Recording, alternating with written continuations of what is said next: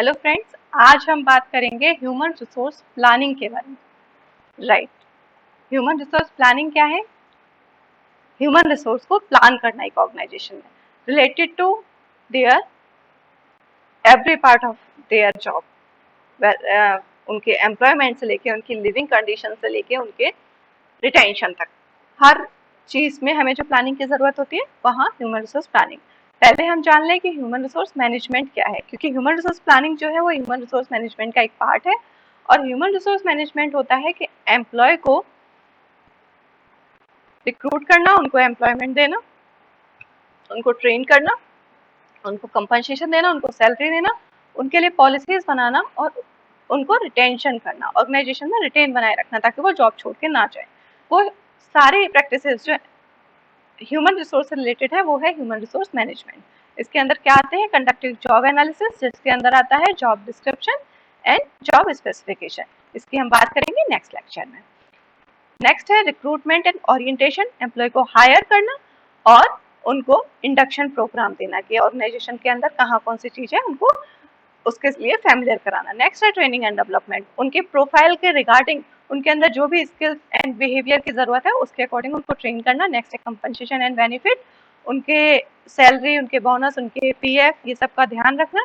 वो है compensation and benefit. Performance appraisal, जो भी उन्हें जेडी या स्टैंडर्ड दिए गए हैं कि आप इनको इन पे काम करना है, उसके अकॉर्डिंग वो कैसा परफॉर्म कर रहे हैं उनको परफॉर्मेंस अप्रेजल करना है। एम्प्लॉय का मोटिवेशन, उनका मोटिवेशन बनाए रखना, उनका एम्प्लॉय में उनकी जॉब में एंगेजमेंट बनाए रखना कहलाता है employee motivation. And career development, उनके पर्सनल करियर में भी ऐसी जॉब दो जाके उनके पर्सनल करियर भी डेवलप होते उन्हें दिखेगा तो वो ज्यादा इन्वॉल्व रहेंगे।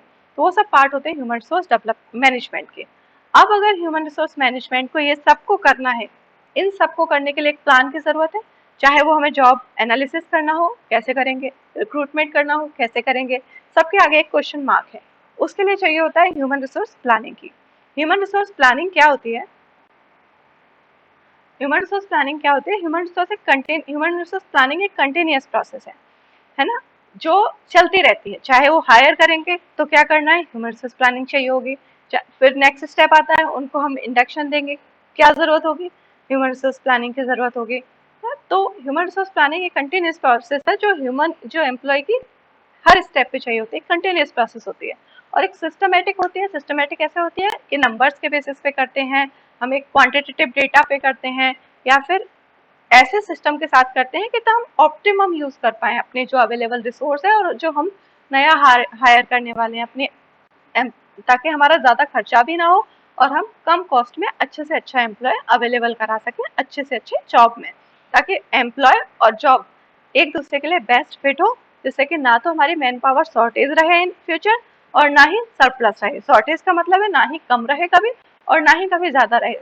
शॉर्टेज मतलब मान लीजिए कि अभी अभी तो नहीं है लेकिन इन फ्यूचर मुझे पता है कि मुझे एक एम्प्लॉय की जरूरत होगी जो मेरे लिए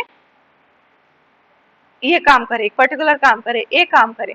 तो ऐसा ना हो कि जब वो काम आए तभी मुझे वो एम्प्लॉय ढूंढना पड़े, तब मैं रिक्रूटमेंट के लिए निकलूँ तो मेरा काम डिले हो जाएगा। और ना ही सरप्लस है कि मैंने 2-3 एम्प्लॉय पहले से हायर करके रख लिए हैं और उनका कोई जरूरत ही नहीं पड़ रही 2-3 महीने से। तो ना तो शॉर्टेज हो ना सरप्लस हो, ऐसा प्लान करके रखना है, वो है ह्यूमन रिसोर्स प्लानिंग। अब जानते हैं ह्यूमन रिसोर्स प्लानिंग की प्रोसेस क्या होती है, कैसे एक ऑर्गेनाइजेशन ह्यूमन रिसोर्स प्लानिंग करती है, क्या क्या एलिमेंट्स होते हैं।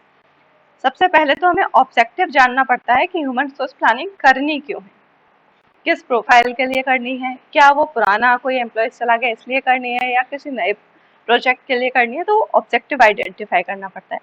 फिर करंट मैन पावर पे जाते हैं। पहले हम इंटरनली देख लेते हैं, हो सकता है कि हम किसी को प्रमोट करके किसी को ट्रांसफर करके उस रिक्वायरमेंट को फुलफिल कर लें, तो क्यों क्या जरूरत है कि एक रिक्रूटमेंट प्रोसेस करने का, ओरिएंटेशन इतना खर्चा करने का। तो अगर हमारी करंट मैन पावर मैच होती है तो हम उससे यूज कर सकते हैं, है ना। और फोरकास्ट करना कि मान लीजिए अभी एक एम्प्लॉयज है, फोरकास्ट किया कि आगे और कितनी जरूरत पड़ेगी, हमें एक प्रोफाइल ए के लिए एक पर्सन चाहिए, है ना, और हमारे पास 100 एम्प्लॉयज हैं।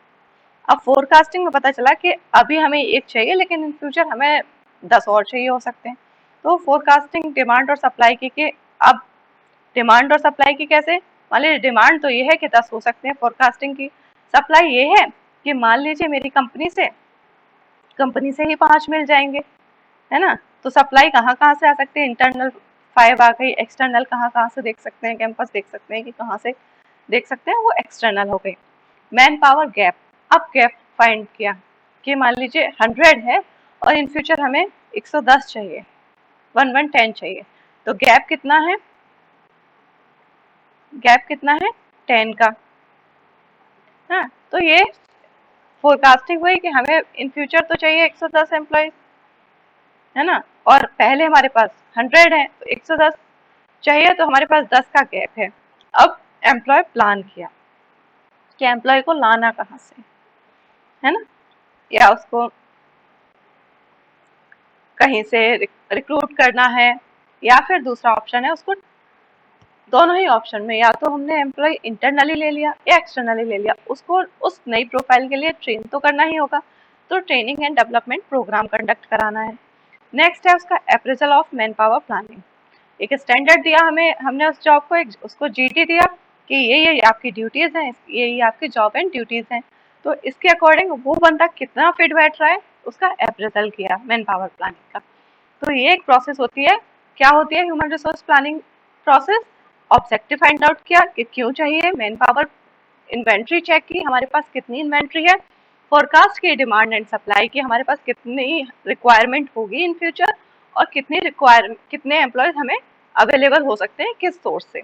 मैन पावर गैप देखा कि हमारे पास मैन पावर अभी तो 100 थी, लेकिन हमें इन फ्यूचर 110 चाहिए, तो 10 का गैप है, वो गैप आइडेंटिफाई किया। फिर हमने एम्प्लॉय प्लान किया कि एम्प्लॉय हमें आएगा कहाँ से, हमें बाहर से रिक्रूट करना है या इंटरनली प्रमोट कर देना है, ट्रांसफर कर देना है, ये प्लान किया। फिर हमने उसके अकॉर्डिंग उसको ट्रेनिंग एंड डेवलपमेंट प्रोग्राम दिया कि उस न्यू जॉब के लिए वो कितना फिट बैठ रहा है। Then appraisal of man power planning, man power planning के लिए कि जो हमने उसको स्टैंडर्ड दिए थे, जो उसको जीडी दिया था उस जॉब के लिए, उसकी जॉब ड्यूटीज दी थी, उस पर वो कितना फिट बैठ रहा है, वो हमने अप्रेजल किया अपनी मैन पावर प्लानिंग को कि हमने जो प्लान किया है वो ठीक फिट बैठ रहा है या नहीं बैठ रहा। नेक्स्ट है type of human resource planning. Type कह सकते हो या फिर ये कह लो कि ह्यूमन रिसोर्स प्लानिंग की रिक्वायरमेंट कहाँ है। तो एक तो है स्ट्रेटेजिक, स्ट्रेटेजिक रिक्वायरमेंट जितनी है ना, एक हमारा प्लान है, इसको स्ट्रेटेजी के अकॉर्डिंग हमें उसको एक स्ट्रेटेजी बनाई है हमारी टॉप लेवल में, है ना। तो नई एक स्ट्रेटेजी बनाई है कि अब हमें जो एम्प्लॉय चाहिए वो चाहिए कि उनके अंदर टैलेंट होना चाहिए, वो लोग एनवायरमेंट फ्रेंडली होनी चाहिए। मान लीजिए ये हमारे हायर अथॉरिटी की एक स्ट्रेटेजी है, टॉप मैनेजमेंट की एक स्ट्रेटेजी है। तो अब ह्यूमन रिसोर्स प्लानिंग क्या होगी कि हम चेक करेंगे कितने हमारे जो ह्यूमन रिसोर्स है वो ग्रीन है। अब हम जो रिक्रूटमेंट करेंगे उसके लिए प्लान बनाएंगे कि हमारे क्या क्या क्राइटेरिया रहेंगे, कितना वो इन्वायरमेंट फ्रेंडली रहेंगे, पुराने जो एम्प्लॉयज हैं उनको कैसे ट्रेन करेंगे, उसका एक प्लान बनाएंगे, वो ह्यूमन रिसोर्स प्लानिंग का पार्ट होता है। नेक्स्ट है इफिशियंसी, हमें इफिशियंसी इंक्रीज करनी है, उसके लिए भी हमें प्लान बनाना होता है।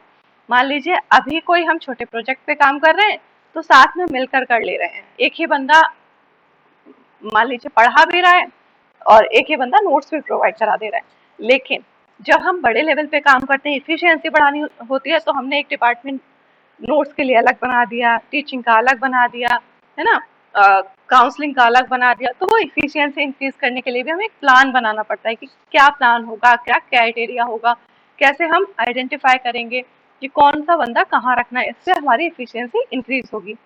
टैलेंट मैनेजमेंट, टैलेंट मैनेजमेंट के अंदर वो सारी चीजें आ जाती हैं कि रिक्रूटमेंट का क्या प्लान होगा, उनके रिटेंशन का क्या प्लान होगा, कैसे वो रिटेन रहें, एब्सेंटेज को कैसे कम किया जाए, वो सबके जो प्लान होते हैं वो आते हैं टैलेंट मैनेजमेंट के प्लानिंग में।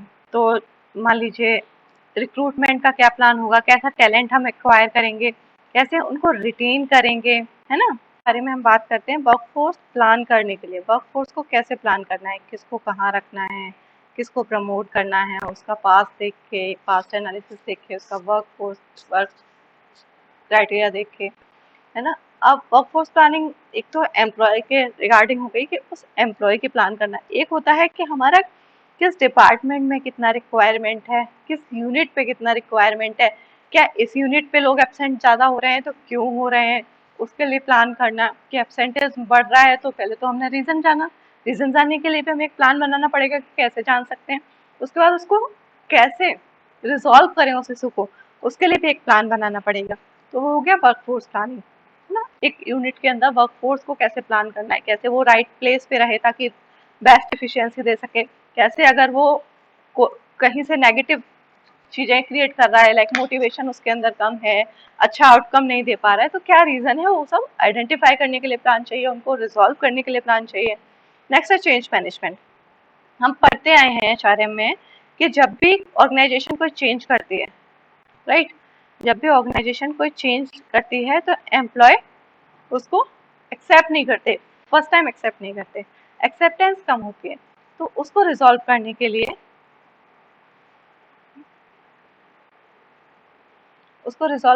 चेंज मैनेजमेंट को रिजॉल्व करने के लिए एक प्लान की जरूरत होती है कि कैसे हम स्लोली चेंज लाएंगे ताकि और ताकि चेंज का इफेक्ट कम पड़े। ऐसा ना हो कि हम एकदम से कोई चेंज लाए और वो एक्सेप्ट ही ना कर पाए और हमारी वर्कफोर्स ने काम करना ही बंद कर दिया और हमारी यूनिट ठप हो गई। नहीं, हम ऐसे लोगों पे पहले अप्लाई करेंगे जो ज्यादा एजुकेटेड है, ताकि जिनको चेंज का ज्यादा फर्क नहीं पड़ता। पहले टॉप लेवल पे स्टार्ट करेंगे, मैनेजमेंट लेवल पे स्टार्ट करेंगे, जो अच्छे एजुकेटेड हैं उनको चेंज क्यों जरूरी है उसका रीजन समझाएंगे, बेटर कम्युनिकेट करेंगे। वो सारा जो प्लान करना है कि कैसे ऐसा चेंज लाना है कि रेस्ट्रिक्ट ना करें, है ना, कि नहीं हम रिसिस्ट कर रहे हैं एम्प्लॉयज के, हम नहीं कर सकते, ऐसा ऐसा ना हो, रिसिस्ट ना करें, वो रेसिस्टेंस हो लेकिन बहुत स्मॉल अमाउंट में हो। ऐसा ना हो कि वो एकदम स्ट्राइक पे चले गए कि भाई नहीं मशीनरी आ रही है, हम नहीं कर पाएंगे काम।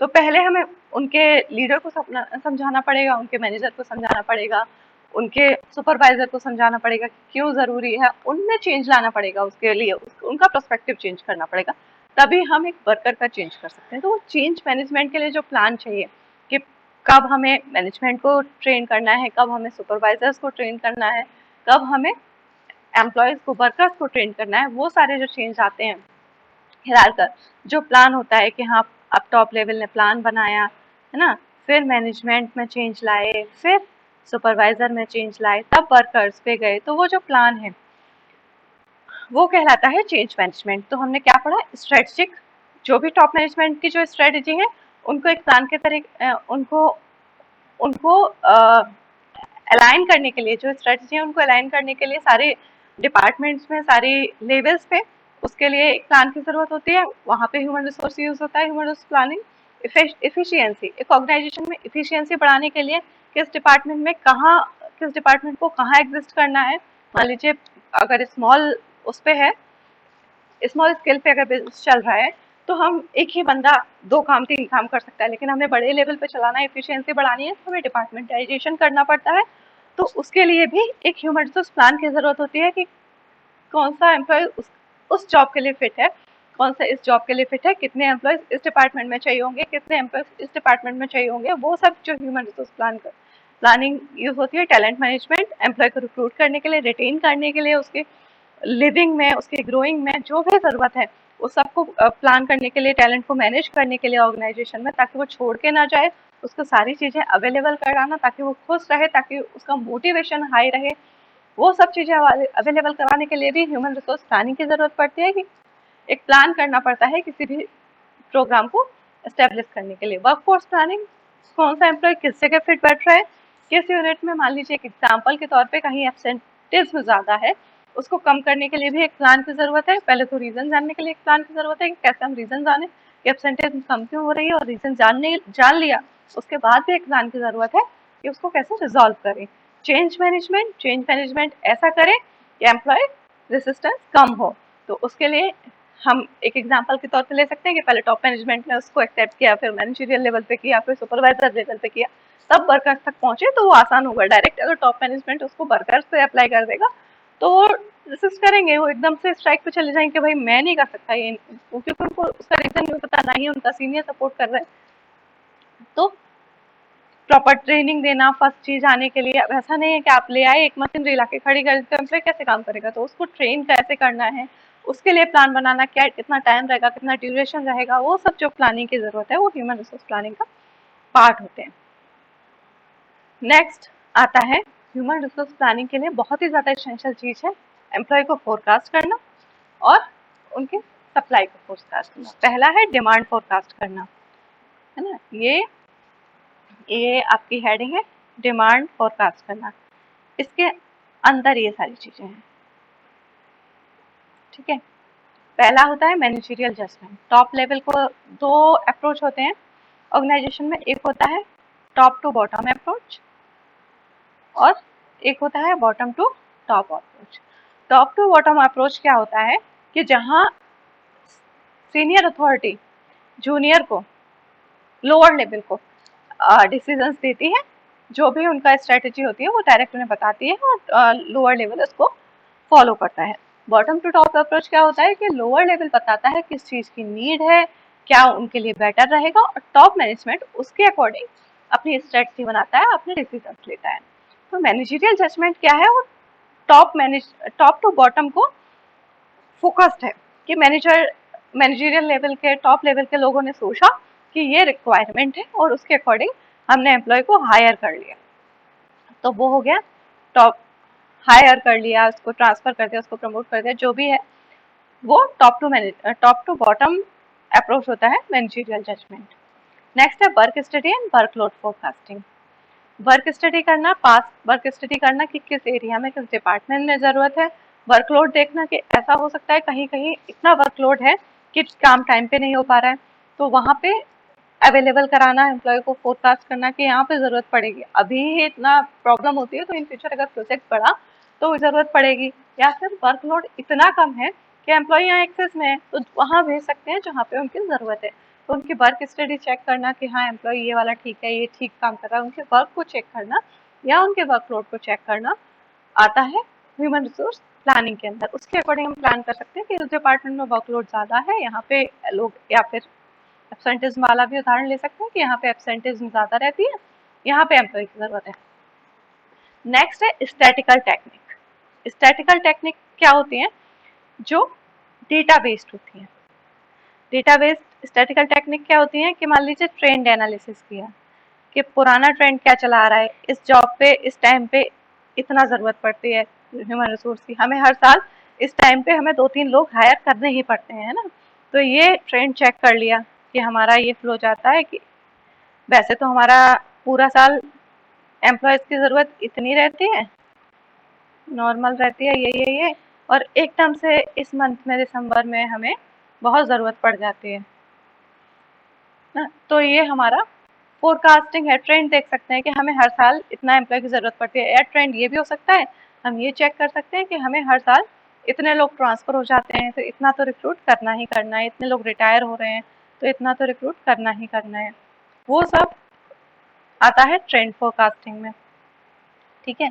नेक्स्ट हम कह सकते हैं कि इकोनॉमिक इकोनॉमिक बेस पे क्या कह सकते हैं, जैसे अभी आपने आजकल सुना होगा एचआर एनालिस्ट भी और इकोनॉमिक बेस पे, कि जहाँ हम चेक करते हैं कि कितना तो हम इस बंदे पे खर्च कर रहे हैं और कितना हमें फ़ायदा हो रहा है, कितना हम एम्प्लॉय पे खर्च करते हैं और कितना वो हमें आउटकम ला के देता है। तो हम उसका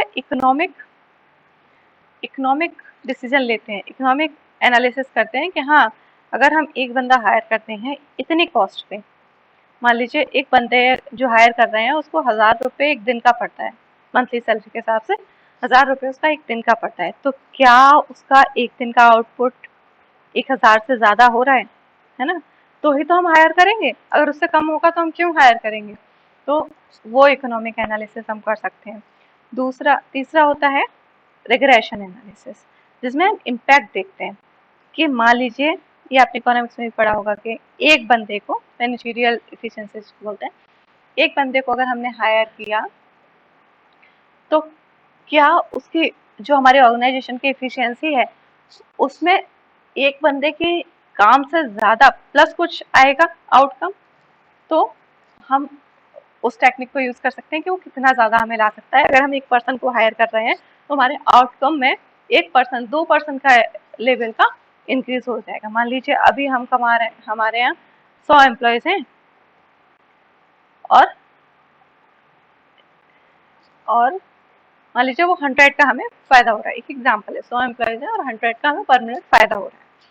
तो अगर मैं एक एम्प्लॉय और हायर कर लूँ 101, क्या मुझे वो 101 से ज़्यादा फ़ायदा होगा? अभी मैं हायर करूँगी 102 भी हो सकता है, 3 भी हो सकता है, तो वो रिग्रेशन इम्पैक्ट कितना पड़ रहा है ना, वो चेक कर सकते हैं कि एक बंदे के आने से हमारे ऑर्गेनाइजेशन के ओवरऑल आउटकम पे कितना फर्क पड़ेगा। अब है डेल्फी टेक्निक। डेल्फी टेक्निक क्या होती है? ये ब्लाइंड रिव्यू होता है एक्सपर्ट का। यहाँ पे सारे एक्सपर्ट से, जितने भी एक्सपर्ट हैं उनका व्यू लिया जाता है, उनका एक ओपिनियन लिया जाता है कि क्या हमें ह्यूमन रिसोर्स की ज़रूरत है, किस तरह की ह्यूमन रिसोर्स की ज़रूरत है। वो हमें सारे से सबसे अलग अलग लिया जाता है, सारे जो भी एक्सपर्ट्स हैं उनसे अलग अलग हम रिव्यू ले लेते हैं, अलग अलग उनका ओपिनियन ले लेते हैं, और उनको फिर जब मर्ज करके देखते हैं, अगर वो सब सहमत होते हैं कि हाँ हमें ज़रूरत है, तो हम उसको मान लेते हैं कि हाँ इस प्रोफाइल पे हमें ह्यूमन रिसोर्स की ज़रूरत है, और उसके अकॉर्डिंग हम प्लान करते हैं। ये टेक्निक्स होती है फोरकास्ट करने की, ह्यूमन रिसोर्स प्लान की। क्या क्या टेक्निक होती है? डिमांड फोरकास्ट करने के लिए managerial judgement, manager top level मानता है कि हमें रिक्वायरमेंट है एक एम्प्लॉयज की। और नेक्स्ट है वर्कलोड, कि हम वर्कलोड देख रहे हैं एक डिपार्टमेंट में हमारे यहाँ बहुत ज़्यादा वर्कलोड है, तो इस डिपार्टमेंट में हमें ज़रूरत है, इस यूनिट पे हमें ज़रूरत है ह्यूमन रिसोर्स की। स्टैटिकल टेक्निक, हम ट्रेंड एनालिसिस दे सकते हैं कि इस टाइम पे हमें हर साल ज़रूरत पड़ती है, हर मंथ इस डेट को हमें ज़रूरत पड़ती है। वो इकोनॉमिक, कि हाँ एक बंदा हायर करने पे हमारी इकोनॉमी में इतना फ़ायदा हो सकता है, इतनी हमारी कॉस्ट बच सकती है। रिग्रेशन, एक हायर करने पे कितना ज़्यादा इम्पैक्ट पड़ता है, ये डिपेंडेंट का इंडिपेंडेंट पे इम्पैक्ट, इंडिपेंडेंट का डिपेंडेंट पे इम्पैक्ट देखता है रिग्रेशन एनालिसिस जो है। तो ये देखता है कि एक इंडिपेंडेंट बंदा आकर हमारी पूरी यूनिट जो उस पर डिपेंड है वो कितना चेंज ला सकती है, कितना हमें प्रॉफिट दे सकती है। वो रिग्रेशन एनालिसिस होता है। स्टैटिकल के 3 पार्ट होते हैं, trend, economic analysis, regression analysis. Next है डेल्फी टेक्निक। डेल्फी टेक्निक में क्या करते हैं कि एक्सपर्ट को अलग अलग साथ में बिठा के नहीं, उससे अलग अलग उनका ओपिनियन लेते हैं और फिर उनको मर्ज करके देखते हैं। अगर वो सब उस पर सहमत होते हैं, एग्री होते हैं कि ह्यूमन रिसोर्स की हमें ज़रूरत है, तो ह्यूमन रिसोर्स प्लानिंग, तो ह्यूमन रिसोर्स को माना जाता है कि हाँ डिमांड है यहाँ पे। अब आता है सप्लाई फोरकास्टिंग। सप्लाई कैसे फोरकास्ट करते हैं? 2 तरीके होते हैं सप्लाई फोरकास्ट करने का। पहले तो हम ये जान लें कि डिमांड फोरकास्टिंग और सप्लाई फोरकास्टिंग है क्या। डिमांड फोरकास्टिंग था कि हमें इन फ्यूचर डिमांड क्या होगी, रिक्वायरमेंट क्या हो। फोरकास्टिंग मतलब अंदाजा लगाना, है ना, फोरकास्ट करना इन फ्यूचर में क्या हमें ज़रूरत होगी वो। सप्लाई कि हमें कहाँ कहाँ से अवेलेबल हो सकता है ह्यूमन रिसोर्स।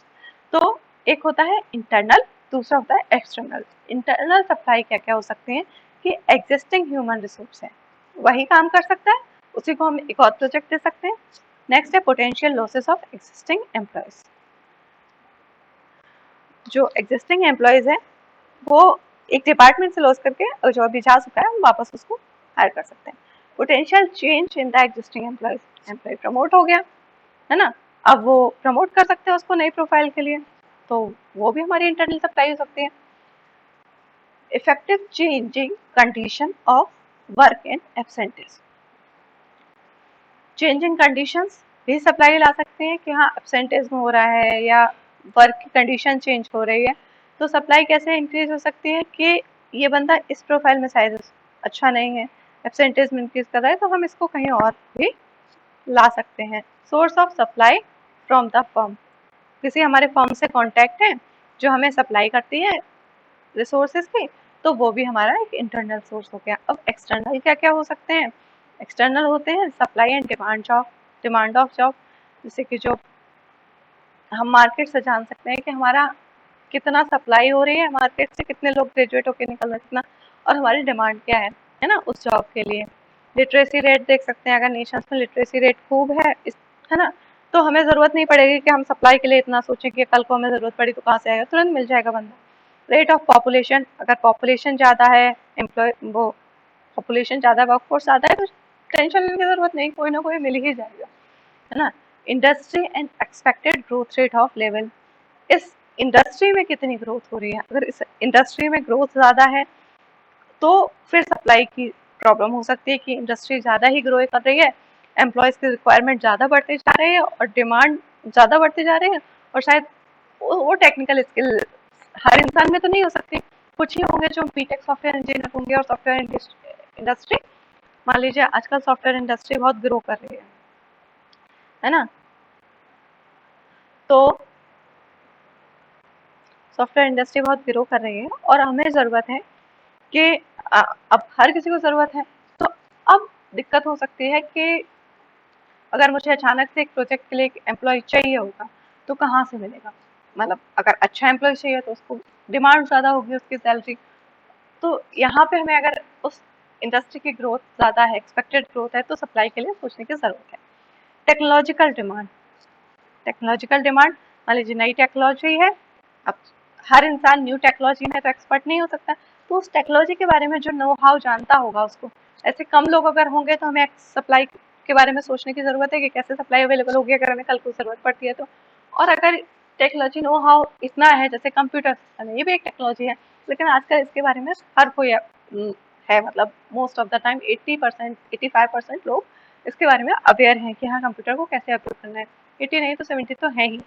तो ये है कि टेक्नोलॉजी डेवलपमेंट, टेक्नोलॉजी की जो नीड है उसके अकॉर्डिंग क्या सोर्स हो सकते हैं, क्या सप्लाई की फोरकास्ट हो सकती है कि कितना अवेलेबल होगा इन फ्यूचर, कितना नहीं होगा, वो हम चेक कर सकते हैं। कंपनसेशन सिस्टम, डेफिनेटली अगर अच्छा एम्प्लॉयज चाहिए और एक होम पे इकोनॉमी है, जैसे हम सॉफ्टवेयर इंडस्ट्री की बात कर रहे थे, और आपका इकोनॉमी के अंदर कंपनसेशन देने की अच्छी क्षमता है, अच्छी कैपेसिटी है, तो आपके लिए सप्लाई हमेशा अवेलेबल है। लेकिन आपके कंपनसेशन सिस्टम उतना स्ट्रॉन्ग नहीं है, आपके पास उतनी कैपेसिटी नहीं है कि आप बहुत अच्छा पे कर पाए, तो आपको बहुत सोच कर एक बंदा रिक्रूट करना पड़ेगा।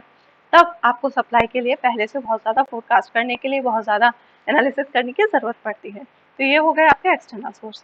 तो डिमांड के क्या क्या सोर्स, डिमांड फोरकास्टिंग के क्या क्या सोर्स थे? Managerial judgement, work study technique and workload forecasting, statical technique and Delphi technique. Supply forecasting के क्या क्या थे? Internal supply and external supply. Internal supply के क्या क्या पार्ट थे?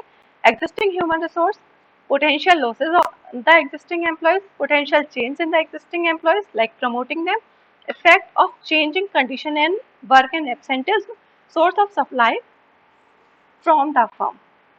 External source क्या क्या थे? Supply and demand of the job, literacy rate in the nation, rate of population, industry and expected growth rate of and levels, technological development and compensation system. अब techniques क्या है supply chain को anticipate करने की? मतलब ये तो हमने जान लिया कि हमें कहाँ ज़्यादा ज़रूरत है सोचने की, कहाँ कम है, लेकिन हम ये कैसे जाने, इनको हम एनालिसिस कैसे करें? मतलब ये तो हमारे ज़रूरत होगी कि यहाँ पे हाँ ज़रूरत हो सकती है, हम ये कैसे जाने कि मान लीजिए मुझे बहुत ज़रूरत है, मैं ये कैसे जानूँ कि कितनी ज़रूरत है, क्या टेक्निक्स होंगी? तो एक होता है मार्कोव एनालिसिस। ये क्या होता है? हमारा पास्ट हिस्टोरिकल डेटा चेक करते हैं, इसमें हम हिस्टोरिकल डेटा चेक करते हैं, ठीक है। हिस्टोरिकल डेटा चेक करते हैं कि क्या क्या हमारे पास अवेलेबल कंपनसेशन प्लान है, क्या हम इस जॉब के लिए लोगों को ऑफर करते हैं, कितने लोगों को हमें पास में भी ऐसा प्रोजेक्ट आया था तो कितने लोगों को ज़रूरत पड़ी थी। तो ये हो गया हमारा हिस्टोरिकल बेसिस। सिमुलेशन क्या होता है कि हिस्टोरिकल जो डेटा अवेलेबल है ना, सिमुलेशन आपने देखा होगा कि हम फ्यूचर को प्रिडिक्ट करते हुए एक डायग्राम बनाते हैं कि ये हमारा पास्ट है तो हमारा फ्यूचर ये ऊपर जाएगा, है ना। ऐसे सिमुलेशन जो करते हैं, तो हम ये देख लेते हैं कि सिमुलेशन में हम ये चेक करते हैं कि उसके अकॉर्डिंग हमें कितना नीड होगा इन फ्यूचर। तो हिस्टोरिकल प्लस फ्यूचर, तो हिस्टोरिकल डेटा को देखते हुए हम अपना फ्यूचर डिमांड देख सकते हैं कि इस टाइम पे हमें ज़रूरत पड़ती है, हमारी हिस्ट्री कहती है इस टाइम पे हमें ज़रूरत पड़ती है, इतने लोगों की ज़रूरत पड़ती है। एक होता है रिन्यूएबल एनालिसिस। ये एनालिसिस क्या होता है? इसमें हम दो चीज़ें चेक करते हैं। एक तो हम जब आइडेंटिफाई करते हैं कि हमें नीड कितनी होगी, है ना, नीड चेक करते हैं कि इतने लोगों का हमारे पास सरप्लस है, मतलब इतने लोगों का हमारा शॉर्टेज है, लेकिन हमें एक्चुअल में कितने हायर करने हैं हम ये देखते हैं। इन दोनों को देख के हम अपना प्लान बनाते हैं ह्यूमन रिसोर्स की सप्लाई का, कि मान लीजिए नीड तो है कि यहाँ पे 10 एम्प्लॉयज होते हैं तो ठीक है, ज़्यादा अच्छा दे पाते, लेकिन कंपनसेशन प्लान और ये सब देखते हुए हम ये कह सकते हैं कि हमें तो 7 लोग भी होंगे तो चल जाएगा। तो हमें हायर साथ ही करनी है। वो हमारा सप्लाई का एक प्लान हो गया ना, टेक्निक हो गई कि हमें कैसे सप्लाई को फुलफिल करना है। एक है गोल प्रोग्रामिंग, इसको हम कह सकते हैं कि प्रोडक्शन में ज़्यादातर अगर हम जैसे यूज़ करते हैं कि हमारा गोल क्या है, हमें ये चीज़ अचीव करनी है और इसके लिए हमें इतना ज़रूरत पड़ेगा, इतना आउटपुट का ज़रूरत पड़ेगा। तो गोल हमारा, ये गोल जो है वो 2 लोग अचीव कर सकते हैं या 4 लोग अचीव कर सकते हैं, हम ये देखते हुए 10 दिन का है, 5 दिन का है, कॉन्ट्रेक्चुअल चलेगा या परमानेंट रखना पड़ेगा, उस गोल को ध्यान में रखते हुए हम सप्लाई को, सप्लाई की फोरकास्टिंग करते हैं, सप्लाई को मेंटेन करते हैं कि हाँ यहाँ से हमें सप्लाई आ सकती है। तो ये होते हैं सप्लाई के हम एंटिसिपेट करने की टेक्निक्स। क्या क्या है? मार्कोव एनालिसिस जो कि हिस्टोरिकल बेसिस होती है, सिमुलेशन जो कि हिस्टोरिकल डेटा के बेस पे हम फ्यूचर प्रेडिक्ट करते हैं, रिन्यूएबल एनालिसिस जिसमें हम देखते हैं हमारी नीड कितनी है और हम एक्चुअल में हायर कितना करना चाह रहे हैं, और गोल प्रोग्रामिंग जहाँ हम देखते हैं कि हमारा गोल कितना है, क्या हम कॉन्ट्रेक्चुअल से काम चल सकता है, क्या परमानेंट रखना है,